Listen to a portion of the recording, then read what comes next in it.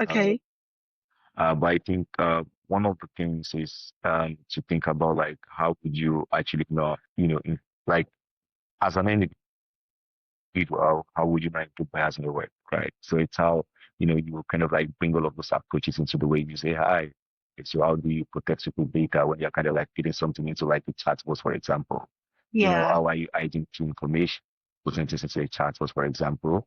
How are you making sure that you're not putting some information that might be biased as well in between? So it's like that reflexivity. So for me, it's like, you are bringing reflexivity, you're bringing criticality, you're bringing all of those things into an AI. Or if an AI even gives you a particular solution or idea, it's how do you also push back with that as well? Like to be like, okay, I don't think this is correct. It's kind of like you're measuring, you're watching, you're looking. You're like the human on the wheel. That's why it's called AI should not have control over us. We have control by AI.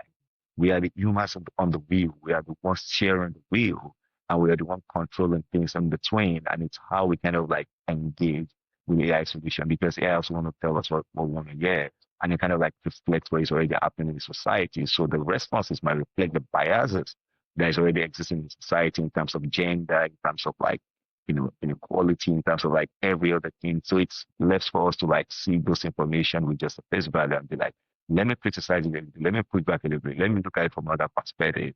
And I think, using all of those kind of like reflexivity and criticality, it's a way we can actually deal with this. But that's like my own thinking because that's the way I kind of like used it as well.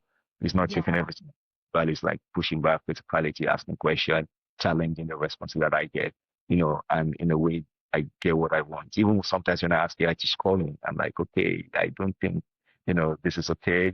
Could you make sure with the foreign is those engagements. I think that's one way to go. But I think also like anonymizing people's information, I think it's very important, when we kind of like use AI using maybe pseudonyms and all sort of things as well when we put people information on the boards. I just Thank wanted you. to add that, Eleanor, did you want to say something? I was going to Did you say, start? yes, but okay. I love what you said, Hamid. I completely agree. And I would summarize it very quickly as saying, worry about the data.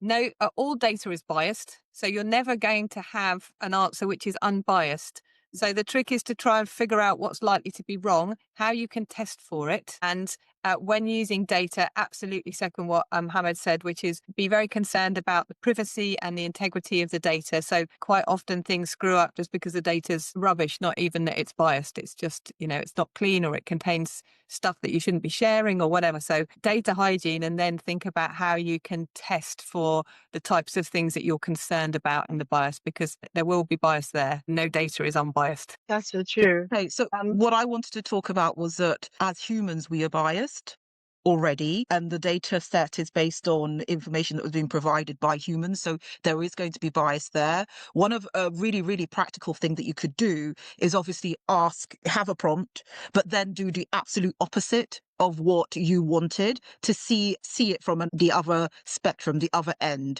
Because what happens a lot with humans in general is that we are in an echo chamber, and what the data will do is it will give you the answer that you want based on the way that you worded it, of course. So if you word it slightly differently, the opposite of what you want, you'll have a more varied point. But also it's really worth perhaps if you can use different AI sorts of software, because again, there'll be different data sets that it's built on. And then also platforms like Microsoft Responsible AI has a dashboard which you can use to detect bias. But really, I think it should start with the human. So I always talk about garbage in, garbage out. And I was talking about that yesterday with Yeah. Magda when we went to a round table. The most important thing is not to put the garbage in the first place, because what the computer will do is base whatever output with the input that you originally gave. So before you start inputting the data, test your bias as a human being. Think about, Carmen talks about fast and slow thinking.